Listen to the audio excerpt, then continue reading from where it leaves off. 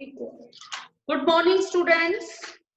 हमारा जो heredity and evolution chapter है, उस हेरिडिटी और एवोल्यूशन चैप्टर में आज हम न्यू टॉपिक स्टार्ट करने जा रहे हैं, दैट इज एवोल्यूशन।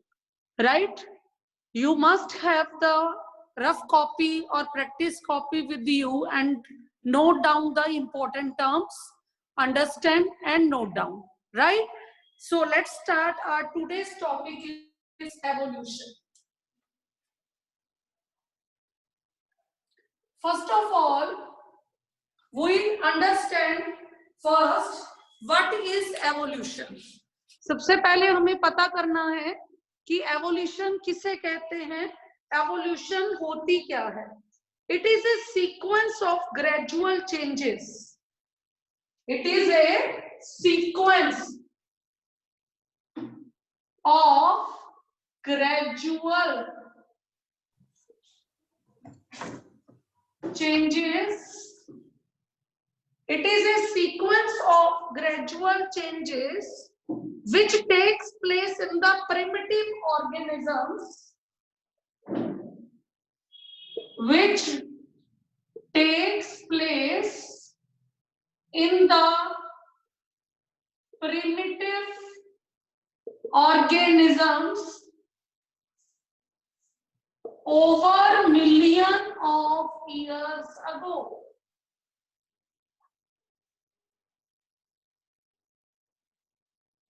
ध्यान से सुनो, it is a sequence of gradual changes. Sequence of gradual changes का मतलब है कि लगातार चेंजेस आते रहना। जो ऑर्गेनिज्म हमारे पास पहले थे उसके अंदर और मॉडिफिकेशन होना, और मॉडिफिकेशन होना उनके ऑर्गन्स में, और बहुत साल के बाद एक नई स्पीशीज का ओरिजिन होना।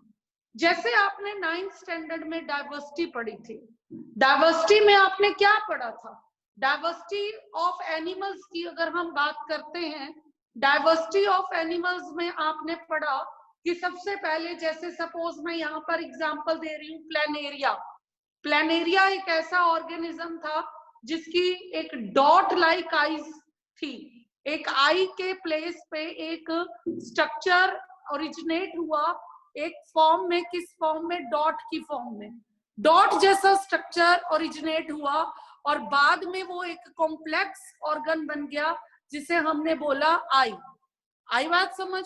तो ये कैसे सिंपल ऑर्गन से कॉम्प्लेक्स ऑर्गन बन गया, लगातार उसके अंदर मॉडिफिकेशंस होती रही, लगातार उसके अंदर चेंजेस होती रही, और चेंजेस होकर एक सिंपल ऑर्गेनिज्म का एक ऑर्गन कॉम्प्लेक्स में चेंज हो गया। राइट, अंशिका, छवि, चिराग सभी मेरे साथ लिखेंगे इस डेफिनेशन को और सभी साथ में अंडरस्टैंड करेंगे, नोट डाउन करेंगे। जो बच्चे रेगुलर इन अटेंडिंग, सारा का सारा अपना नोट्स की फॉर्म में प्रिपेयर करेंगे। तो व्हाट इज एवोल्यूशन? अगेन मैं रिपीट कर रही हूँ, evolution is a sequence of gradual changes which takes place in the primitive organism. primitive मतलब जो पहले हैं, उनसे पहले हैं, उनके स्ट्रक्चर में चेंज होना, उनकी बॉडी में चेंज होना, और उसके जो ऑर्गन्स हैं उसके अंदर चेंजेस आना, उसे हम कहते हैं एवोल्यूशन। एवोल्यूशन मतलब एवोल्यूशन, उनके ऑर्गन्स में अगर चेंज आ रहा है तो उनके ऑर्गन्स की एवोल्यूशन, और अगर उनके बॉडी में चेंज आ रहा है तो उनके बॉडी के शेप की एवोल्यूशन। यहाँ पर आपको एक बहुत इंपॉर्टेंट एग्जांपल नोट डाउन करनी है। एक एग्जांपल है जो पी से स्टार्ट होती है, प्रोनाउंस टी से होती है, उसे बोलते हैं टेरोसोर। नोट डाउन करिए, एक टेरोसोर is the best example of evolution. Write down, मैं यहां पर लिख रही हूं कि टेरोसोर क्या था। टेरोसोर is an example of, P से स्टार्ट होता है, टेरोसोर। टेरोसोर एक ऐसा ऑर्गेनिज्म है एवोल्यूशन का जिसे हम फ्लाइंग रेप्टाइल बोलते हैं। क्या बोलते हैं बेटा? Flying reptile. ठीक है, फ्लाइंग रेप्टाइल क्या है? जैसे आपने 9th स्टैंडर्ड में एक क्लास पढ़ी थी रेप्टिलिया, रेप्टिलिया की आपने बेस्ट एग्जांपल पढ़ी थी लिजर्ड। लिजर्ड में क्या बताया था उन्होंने लिजर्ड में बताया कि लिजर्ड एक ऐसा ऑर्गेनिज्म है जो क्रॉल करता है with the help of wall crawl करता है, और with the help of floor, किसी भी जगह पे वो क्रॉल करता है। अब क्रॉल ऑर्गेनिज्म है लिजर्ड, जो रेप्टिलिया के अंदर आता है, रेप्टाइल जिसे हम बोलते हैं। जब वो जो रेप्टाइल था, जो लिजर्ड थी, जैसे आपको पता है कि ये जो लिजर्ड होती है उसके यहाँ पर लिम्स होते हैं, यहाँ उसकी बॉडी, यहाँ पर इसके फिर लिम्स आ गए और यहाँ इसका माउथ आ गया। ये शेप होती है एक लिजर्ड की। ठीक है, ये एक लिजर्ड की शेप है, उसके 4 लिम्स हैं, उसके हाइंड लिम्स है, और जिनकी हेल्प से वो क्या, 4 लिम और हाइंड लिम की हेल्प से वो क्या करती है बेटा? वो क्रॉल करती है। जब इसके अंदर चेंजेस आई तो यहाँ पर जो इसके 4 लिम और हाइंड लिम के अंदर का स्पेस था, ये वाला स्पेस, एक ये इसके 4 लिम्स है, सॉरी ये इसके 4 लिम्स है, ये इसके हाइंड लिम्स है, इनके बीच वाला जो इसका एब्डोमेन पार्ट था, इसके अंदर क्या देखा गया? चेंजेस देखी गई। इसके अंदर क्या डेवलप होने स्टार्ट हो गए? Folds of skin. इसके अंदर बेटा क्या डेवलप होने स्टार्ट हो गए? फोल्ड्स ऑफ स्किन डेवलप होने स्टार्ट हो गए। वो फोल्ड्स ऑफ स्किन जो डेवलप हुए, और वो folds of skin increase by increase होते गए, डे जनरेशन टू जनरेशन वो फोल्ड्स इंक्रीज होते गए। ठीक है, तो वो फोल्ड्स कैसे आए? वो फोल्ड्स, ये जो स्पेस था, ये वाला और ये स्पेस, इसने ऐसे ऐसे जगह ली, राइट? इसने कैसे प्लेस ले लिया? इसने ऐसे वाला प्लेस लिया। इन फोल्ड्स ने, जब ये फोल्ड्स डेवलप हुए और जनरेशन टू जनरेशन ये जो फोल्ड्स थे ये बढ़ते गए। अब ये जो फोल्ड्स थे बढ़ते गए, इन्होंने, इन फोल्ड्स ने किसका काम किया? फ्लैप्स का काम करना शुरू कर दिया। इन फोल्ड्स ने किसका काम करना शुरू कर दिया बेटा? फ्लैप्स का। और फ्लैप्स क्या होते हैं आप सबको पता है, जो किस में हेल्प करते हैं? उड़ने में हेल्प करते हैं, फ्लाई करने में हेल्प करते हैं। तो एक ऐसा न्यू ऑर्गेनिज्म रेप्टाइल से डेवलप हुआ, क्या बोला गया उसे? Flying lizard. क्या बोला गया? कि एक ऐसा न्यू स्पीशीज आया है जिसको उन्होंने क्या बोला? उसके अंदर कुछ कैरेक्टर्स तो रेप्टिलिया वाले हैं, लेकिन कुछ कैरेक्टर्स ऐसे हैं कि वो एक्सेप्शंस हैं जो लिजर्ड में नहीं थे, यानी कि वो क्या कर सकती है? क्रॉल की बजाय फ्लाई कर सकती है। Got my point? Understand my point? तो उस तरह से एक न्यू स्पीशीज का ओरिजिन हुआ, और जिस न्यू स्पीशीज को हमने क्या कहा? टेरोसोर, राइट? और ये जो चेंजेस आती हैं बेटा, ये ऐसा नहीं है कि 2020 में एक ऑर्गेनिज्म था और 2021 में एक नया स्पीशीज ओरिजिनेट हो गया। नहीं, ऐसा नहीं होता। इसको होने में मिलियन ऑफ ईयर्स लगते हैं। एक चेंज आती है तो उसको होने में बहुत टाइम लगता है, मिलियन ऑफ ईयर्स लगते हैं।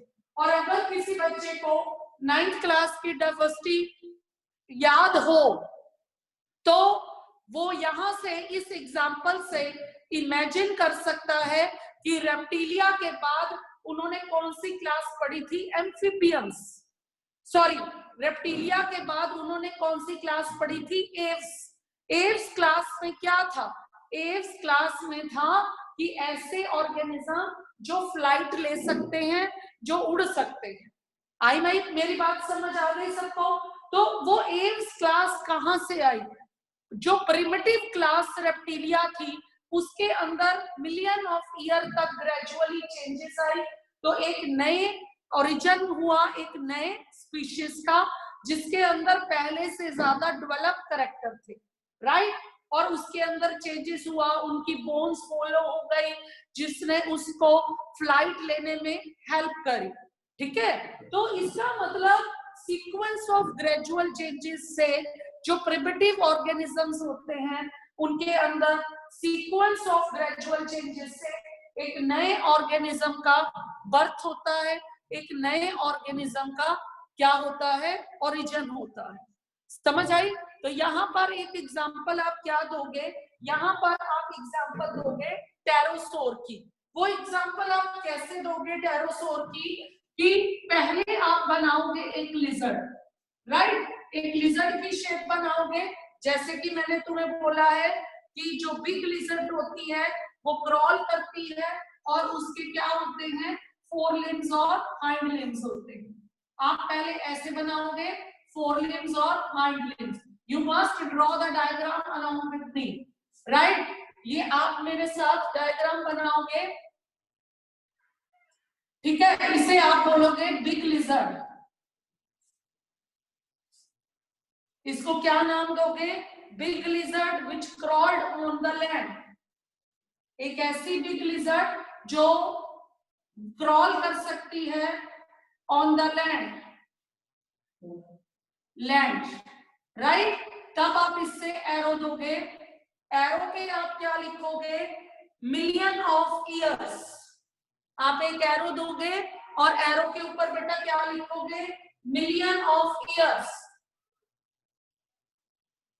Million of years.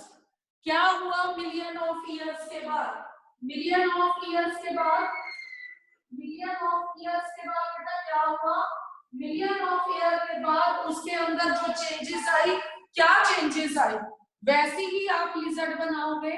चेंजेस क्या आई कि उसके फोर लिम्स और हाइंड लिम्स में क्या आ गए, फोल्ड आ गए, स्किन के फोल्ड डेवलप हो गए स्किन के, ऐसे इस शेप में आप फोल्ड्स दोगे, उसके फोल्ड्स डेवलप हो गए फोर लिम्स और हाइंड लिम्स में, राइट। फोर लिम्स और हाइंड लिम्स में आप लेबल करोगे, उसके क्या आ गए, फोल्ड्स आ गए। तो यहां आप लिखोगे फोल्ड्स ऑफ स्किन, यहां पर आप क्या लिखोगे, फोल्ड्स ऑफ स्किन डेवलप्ड, ठीक है। आपको पता है कि ये फोल्ड्स ऑफ स्किन जो डेवलप हुए और फिर ये फोल्ड्स ऑफ स्किन बढ़ते गए नेक्स्ट मिलियन ऑफ ईयर में। ऐसा नहीं है कि फोल्ड्स ऑफ स्किन डेवलप हुए, वो इतने ज्यादा फोल्ड्स थे कि उसने उसको फ्लाई करने में क्या कर दिया, हेल्प कर दिया, नहीं। मिलियन ऑफ ईयर के बाद उसकी बॉडी के फोर लिम्स और हाइंड लिम्स के बीच में फोल्ड्स डेवलप हुए और फिर उसके बाद मैं थर्ड डायग्राम यहां बना रही हूं, आप थर्ड डायग्राम इसी के आगे बनाओगे। तो इसके आगे जब आप थर्ड डायग्राम बनाओगे तो ये जो फोल्ड्स है ये फ्लैप की तरह बन जाएंगे।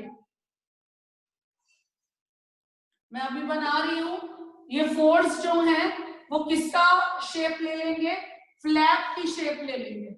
ये देखो ये फ्लैप है पूरा, ये फ्लैप की शेप ले ली इन्होंने। ये इसके जो है फोर लिम्स और हाइंड लिम्स ने किसकी शेप ले ली, फोर लिम्स और हाइंड लिम्स ने पूरी फ्लैप की शेप ले ली और जरा से फोर लिम्स यहाँ दिखेंगे और यहाँ दिखेंगे और बाकी दो जो थे वो यहाँ दिखेंगे, यहाँ दिखेंगे, बाकी सारी जगह उसकी किसने ले ली, फ्लैप्स ने ले ली।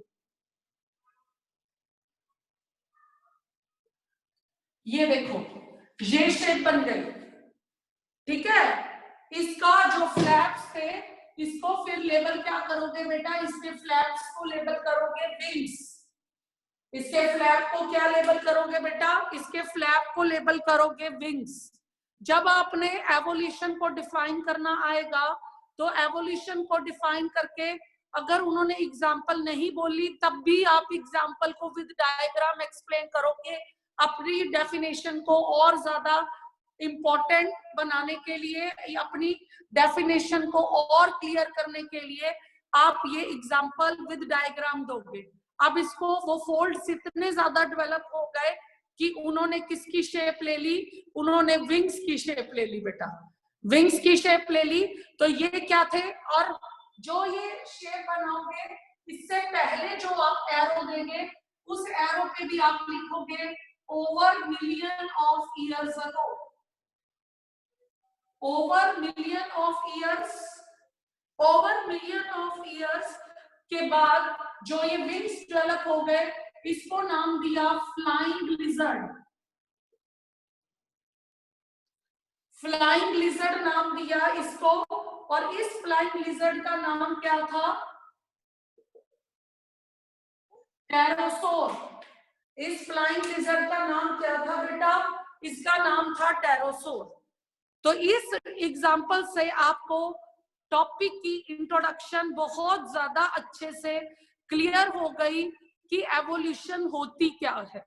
बहुत ज्यादा अच्छे से सुनना है, बहुत ज्यादा अच्छे से समझना है, साथ साथ लिखना है। आप लोग रेगुलर स्टूडेंट्स हो, रेगुलर का मतलब मैं देख रही हूँ कि वो बच्चे रोज क्लास अटेंड कर रहे हैं, ठीक है। तो ये बच्चे अपने आप को बहुत ही रेगुलर बना रहे हैं, तो आपने रेगुलर लिखना है, लर्न करना है। तो व्हाट इज एवोल्यूशन? इस एग्जांपल से हमें बेटा क्या क्लियर हुआ? हमें ये क्लियर हुआ कि evolution is the sequence of gradual changes. Gradual changes जो आई हैं, लेकिन कैसे आई हैं? प्रिमिटिव ऑर्गेनिजम्स में। जो ऑर्गेनिज्म पहले से थे या फुली डेवलप नहीं थे, उनके अंदर जो चेंजेस आई और उससे एक न्यू स्पीशीज का ओरिजिन हुआ, और उसे हमने क्या कहा? एवोल्यूशन। अब जो जैसे कि मैंने तुम्हें हेरिडिटी में बताया था कि हमें हेरिडिटी की इंफॉर्मेशन किसने दी? मेंडल ने दी, ग्रिगोर मेंडल। ग्रिगोर मेंडल ने हमें हेरिडिटी की इंफॉर्मेशन दी। सबसे पहले उसने हमें बताया कि जीन्स कैसे एक जनरेशन से दूसरी जनरेशन में ट्रांसफर होते हैं, इसलिए हमने उस मेंडल को फादर ऑफ हेरिडिटी बोला। तो बिल्कुल वैसे ही एवोल्यूशन की जो इंफॉर्मेशन थी हमें किसने दी? एक साइंटिस्ट जिसका नाम है डार्विन, ठीक है। डार्विन ने हमें किसकी इंफॉर्मेशन दी बेटा? एवोल्यूशन की। तो उसको फादर ऑफ एवोल्यूशन कहा जाता है। यहां से 1 मार्क का क्वेश्चन बनता है आपका कि किसको, name the scientist who is called the father of evolution, right. तो क्वेश्चन लिखिए 1 मार्क का यहां पर, who is called the father of evolution, और उसे कहा Darwin. Darwin is called the father of the evolution क्योंकि उसने हमें एवोल्यूशन की स्टडी के बारे में बताया। उसने हमें एवोल्यूशन क्या है, पुराने ऑर्गेनिजम्स के अंदर जो ग्रेजुअल चेंजेस हुई उनसे एक न्यू ऑर्गेनिज्म, न्यू ऑर्गन भी हम इसमें ऐड कर सकते हैं, वो डेवलप हुआ, तो उसकी इंफॉर्मेशन हमें डार्विन ने दी। So we call Darwin is the father of evolution, right. अब डार्विन को कौन कौन से एविडेंसेस मिले डार्विन को? अब देखो, हम पढ़ते हैं कि ये फॉसिल 100 साल पुराना है, हम पढ़ते हैं कि ये फॉसिल 200 साल पुराना है, 300 साल पुराना है। तो उस टाइम पे कोई साइंटिस्ट 100 साल पहले नहीं था, 200 साल पहले नहीं था, तो उसे कैसे पता चलता है कि ये उस आज से 100 साल पहले आज कैसा स्पीशीज हुआ करता था? उसे कैसे पता चलता है कि आज से 200 साल पहले कैसा स्पीशीज हुआ करता था? तो उसको क्या मिले बेटा? उसको एविडेंसेस मिले।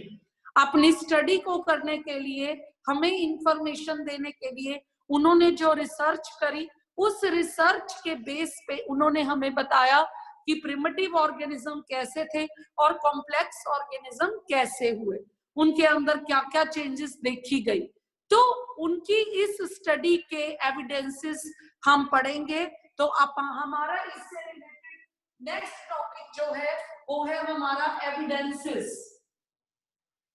Evidences for evolution. आप नोट करिए, हमारा क्या टॉपिक है अगला? Evidences for evolution. जब हम बेटा evolution, evidences for evolution study करते हैं, तो हम कितने कैरेक्टर्स को, कितने टॉपिक्स को स्टडी करते हैं, कितने एविडेंसेस को स्टडी करते हैं? 3। नंबर 1 हम स्टडी बात करते हैं होमोलोगस ऑर्गन्स। ठीक है, सबसे पहले हम बात किसकी करते हैं बेटा? Homologous organs. नंबर 2 हम बात करते हैं एनालोगस ऑर्गन्स, राइट। और नंबर 3 हम बात करते हैं fossils. My point is clear? हमारा अगर टॉपिक एग्जाम में आता है एविडेंसेस फॉर एवोल्यूशन बच्चे, तो एविडेंसेस फॉर एवोल्यूशन में हम बेटा क्या क्या स्टडी करेंगे? सबसे पहले हम स्टडी करेंगे होमोलोगस ऑर्गन्स, और फिर हम स्टडी करेंगे एनालोगस ऑर्गन्स, फिर हम स्टडी करेंगे फॉसिल्स, राइट। तो इस स्टडी में इसके बेस पे उन्होंने हमें बताया, ये उनके बेसिस थे, राइट। इस बेसिस पे उन्होंने हमें बताया कि पहले जो ऑर्गेनिज्म थे वो कैसे हुआ करते थे, और फिर ऑर्गेनिजम्स के बॉडी ऑर्गन्स में, बॉडी शेप में क्या क्या चेंजेस आई कि उनसे एक न्यू स्पीशीज का, species with a new character, उसका ओरिजिन हुआ बच्चे। तो ये 3 हेडिंग्स हैं। इन 3 हेडिंग्स में सबसे पहला हेडिंग आप नोट करोगे होमोलोगस ऑर्गन्स। सबसे पहले हमने हेडिंग क्या दिया है? Homologous organs. क्या होते हैं ये homologous organs? Those organs which have the same basic structure, जिनका बेसिक स्ट्रक्चर सेम होता है। Those organs which have the same,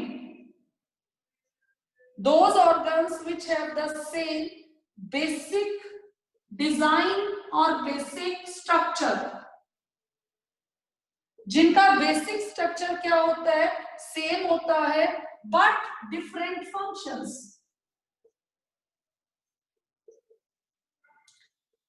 but different बेटा फंक्शंस, जिनका बेसिक स्ट्रक्चर सेम होता है और उनके फंक्शंस डिफरेंट होते हैं, that is called the homologous organs. My point is clear? Those organs which have the same basic structure but different functions. Write down this, और इसको लिखते हुए जो हमारा हेरिडिटी टॉपिक कंप्लीट हो गया है, send me the PDFs of your fair work also. Be punctual during the lectures and be punctual during the submission of the homework. So write down the definition: homologous organs, those organs which have the same basic structure but different functions, यानी कि उनका structure same है but उनके काम अलग अलग है, उनके फंक्शंस क्या है? डिफरेंट है। एग्जांपल लिखेंगे हम यहाँ पर। First of all 4 limbs of human। Example में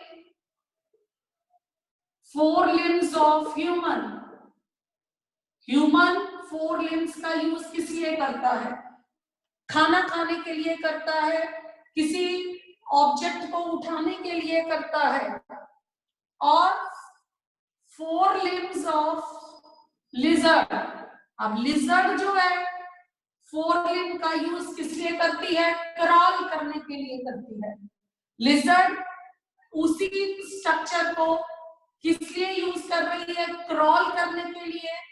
और ह्यूमंस उसे यूज कर रहे हैं किसके लिए? फूड खाने के लिए, ऑब्जेक्ट उठाने के लिए। और 4 limbs of birds,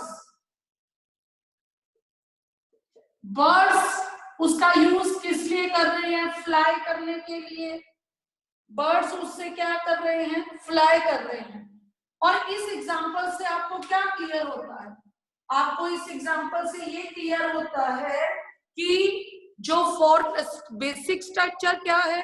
सेम, लेकिन फंक्शंस क्या हैं? Different.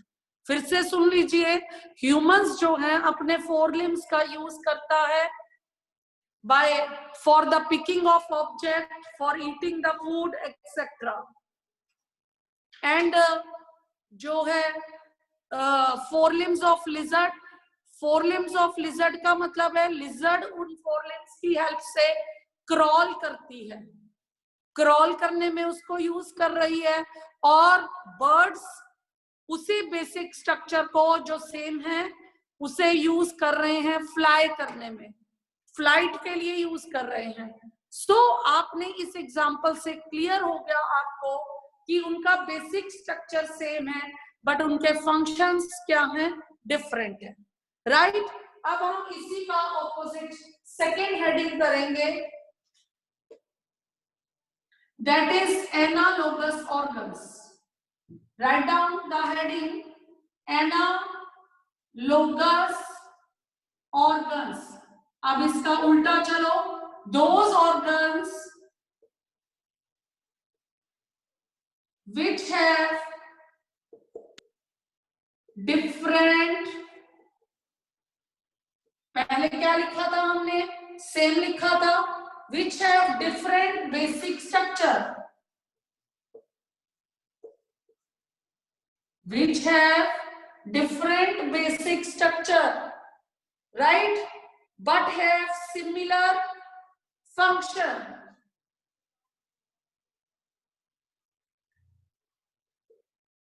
but have similar function। हो गया पहले वाले का उल्टा, पहले वाले की ये डेफिनेशन ऑपोजिट हो गई। क्या लिखा है मैंने लिखा है those organs which have the different basic structure। उनका स्ट्रक्चर क्या है, उनका स्ट्रक्चर डिफरेंट है लेकिन उनके फंक्शंस क्या हैं, उनके फंक्शंस क्या हैं, सेम है। तो इसे हमने क्या कहा, इसे कहा एनालोगस ऑर्गन्स, राइट। आप इसको एग्जांपल के साथ अंडरस्टैंड करेंगे। क्या एग्जांपल है एनालोगस ऑर्गन्स की, लिखिए, wings of insect, wings of insect.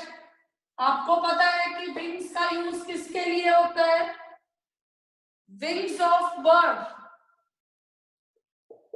अब देखो विंग्स का फंक्शन क्या है, सेम। किस में हेल्प करते हैं, फ्लाई में। विंग्स का फंक्शन क्या है, सेम। इंसेक्ट भी इसीलिए यूज कर रहा है और बर्ड भी उसी पर्पस के लिए यूज कर रहा है।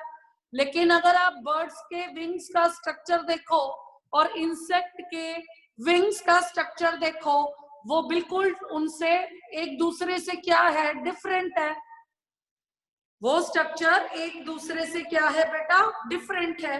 तो इसका मतलब क्या प्रूफ हो गया, एनालोगस ऑर्गन्स क्या हैं, एनालोगस ऑर्गन्स वो हैं जिनमें स्ट्रक्चर तो क्या है, डिफरेंट, बट काम क्या है, सेम। फंक्शन क्या है, same.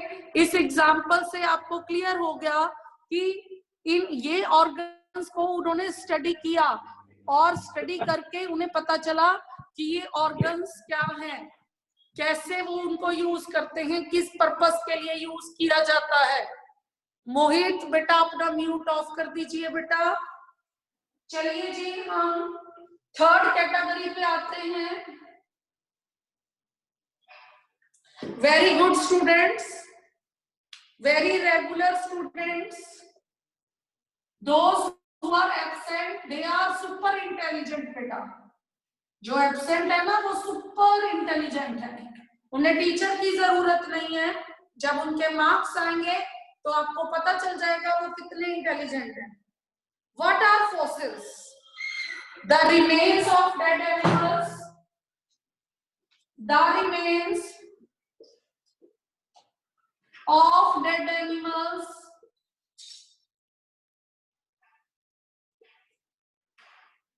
the remains of dead animals or plants that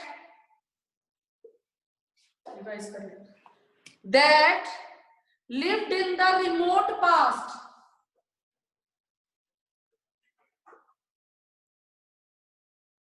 that lived in the remote past, उन्हें हमने क्या कहा, फॉसिल्स। ऐसे जो रिमेन्स है, रिमेन्स मतलब इंप्रेशन, कहते हैं कि जो एनिमल डेड हो जाता है वो रॉक्स के नीचे दब जाता है, रॉक्स का ही पार्ट बन जाता है या सॉइल का पार्ट बन जाता है, और सॉइल का पार्ट या रॉक्स का पार्ट बन जाता है और उसके ऊपर और रॉक्स का प्रेशर पड़ता रहता है और वो नीचे नीचे दबता रहता है। जब स्टडी होती है तो उस रॉक्स को हटाया जाता है, सॉइल को हटाया जाता है, तो क्या वो एनिमल तो नहीं रहता वहां पर, लेकिन उनके इंप्रेशन, उनकी शेप रह जाती है वहां पर, उनके इंप्रेशन और उनकी शेप रह जाती है, जिससे उसके स्ट्रक्चर का पता चलता है कि उसके पास विंग्स थे कि नहीं थे, अगर थे तो उसकी शेप क्या थी, अगर वो प्लांट था तो उसके लीव्स की शेप क्या थी। आपको बहुत अच्छे से पता है कि अगर आप घर पे भी 1 साल तक, 6 मंथ तक एक ऑब्जेक्ट को एक ही जगह पर पड़ा रहने दो, तो जब उसको हटाओ उसकी जगह से तो वो ऑब्जेक्ट अपने इंप्रेशन को छोड़ देता है वहां पर। Isn't it? सही है या नहीं? तो वो अपने इंप्रेशन वहां पर छोड़ देता है, जिस इंप्रेशन से हमें पता चलता है कि यहाँ पर कोई ऑब्जेक्ट थी और उसकी शेप ये थी। कभी घर पे देखा होगा आपने कि एक ही जगह पर फ्रिज पड़ा है 1 साल से, और जब दिवाली आई तो उसको हटाकर सफाई की गई, जब रोज क्लीनिनेस होती थी उसके बाद भी एक इंप्रेशन बन गया स्क्वायर में कि वहां पर कोई ऑब्जेक्ट स्क्वायर शेप की पड़ी थी। तो बिल्कुल वैसे ही जो एनिमल्स प्लांट्स डेड हो जाते हैं बेटा, वो अपने रिमेन्स और इंप्रेशंस वहां पर छोड़ देते हैं, और उन इंप्रेशन से हमें उनके स्ट्रक्चर का, उनके बॉडी ऑर्गन की शेप का पता चलता है। तो उनको स्टडी करना, समझ आई मेरी बात? उन्हें स्टडी करना, उसे क्या कहते हैं, स्टडी ऑफ फॉसिल्स। ठीक है, उसको स्टडी करने से क्या पता चलता है कि आज से 100 साल पहले, 200 साल पहले एज कैसे पता चलती है, ये भी मैं आपको अगले लेक्चर में बताऊंगी कि एज कैसे पता चलती है। तो एज का भी एक मेथड है कि कोई फॉसिल अगर मिला है वो कितने साल पुराना है, उसकी एज कैसे पता चली, इसके लिए भी एक मेथड है which will discussed in the next lecture. जो नेक्स्ट लेक्चर में जो कल है हमारा, उसमें मैं डिस्कस करूंगी। सो अभी आप सिर्फ ये समझिए कि जो कोई भी डेड प्लांट और डेड एनिमल हो जाता है तो उसके जो इंप्रेशंस हैं, रिमेन्स हैं, वो रह जाते हैं, और साइंटिस्ट जो इसकी स्टडी करते हैं फॉसिल्स की, तो उससे उन्हें पता चलता है कि पहले प्लांट्स और एनिमल्स की शेप क्या हुआ करती थी। अब इस तरह के प्लांट्स और एनिमल्स अब अवेलेबल नहीं है, कुछ स्पीशीज एंडेंजर्ड हो चुकी हैं और कुछ जो है एक्सटिंक्ट हो चुकी है ही नहीं है, और कुछ डेंजर जोन में है लेकिन अभी भी अवेलेबल है। तो जिससे उन्हें उस टाइम पे वो नहीं थे, लेकिन उनकी स्टडी करके, फॉसिल्स की स्टडी करके उन्हें ये पता चलता है कि वो स्पीशीज पहले कैसे हुआ करती थी और अब उन स्पीशीज में क्या क्या चेंजेस आए। आपकी एनसीईआरटी बुक में इसके डायग्राम भी दिए हुए हैं फॉसिल्स के, जिससे आपको पता चलेगा कि पहले कैसे उन्होंने स्टडी करी, कैसे उन्होंने आर्क्योप्टेरिक्स, आपकी एनसीईआरटी की एक एग्जांपल है आर्क्योप्टेरिक्स। आर्क्योप्टेरिक्स किसका नाम है? आर्क्योप्टेरिक्स एक ऐसा फॉसिल है बेटा जिसने रेप्टाइल और बर्ड्स में लिंक बनाया। आर्क्योप्टेरिक्स नाम सुन लीजिए, ARCHACEPTERYX, आर्क्योप्टेरिक्स। ये आपकी एनसीईआरटी एग्जांपल है। कोई भी टॉपिक है उसे नोट्स में से भी करना है और उसे एनसीईआरटी में से भी करना है, राइट? तो आर्क्योप्टेरिक्स एक ऐसा फॉसिल उन्हें मिला जिससे उन्हें एक लिंक मिला किस किस के बीच में, रेप्टाइल्स और बर्ड्स में। अभी हमने टेरासोर भी पढ़ा है, टेरासोर ने भी हमें रेप्टाइल और एव्स के बीच में लिंक बताया। बर्ड्स कौन सी क्लास के अंडर आते हैं बेटा? बर्ड्स एव्स क्लास के अंडर आते हैं, 9th की डायवर्सिटी अगर याद हो तो उसने हमें लिंक बताया किस किस के बीच में, रेप्टाइल और बर्ड्स के बीच में। बिल्कुल वैसे ही आर्कियोप्टेरिक्स ने भी हमें लिंक बताया किस किस के बीच में, रेप्टाइल और बर्ड्स के बीच में। तो दीज आर द एविडेंसेस। तो आज हमने कितने एविडेंसेस पढ़े, आज का मैं समराइज कर दूं सो दैट किसी को ये ना लगे कि हमारा क्या मिस हो गया है। सबसे पहले आपने क्या करना है, सबसे पहले आपने एवोल्यूशन की डेफिनेशन लिखनी है। उस डेफिनेशन के साथ आपने क्या लिखना है, एग्जाम्पल विद डायग्राम। हाँ, आपने जो एग्जाम्पल देनी है वो टेरासोर की देनी है, बिकॉज आपकी एनसीईआरटी एग्जाम्पल है, एनसीईआरटी टॉपिक्स को हम नहीं छोड़ सकते। तो एनसीईआरटी एग्जाम्पल विद डायग्राम आपको एक्सप्लेन करनी है एवोल्यूशन। नेक्स्ट हमारा टॉपिक है था evidences for evolution. Evidences of evolution में first of all you write the homologous organs with definition and with examples. Then you have to write the क्या कहते हैं, डेफिनेशन विद एनालोगस organs की definition with example. Then you have the definition of fossils and then you must have the example of archaeopteryx. ठीक है, यहां तक के आपको नोट्स लर्न करने हैं बेटा, और यहां तक के नोट्स आपको लिखने भी हैं। Be regular in the written work also, क्योंकि प्रैक्टिकल के मार्क्स आपको रिटन वर्क के बेस पे मिलेंगे। जो बच्चे रेगुलर नहीं है रिटन वर्क में, I will deduct the marks, मैं उनके मार्क्स डिडक्ट करूंगी प्रैक्टिकल में। तो इसलिए be regular in your written work also. समझ आई मेरी बात? तो इसलिए ये अब आप मुझे बता दीजिए, अगर किसी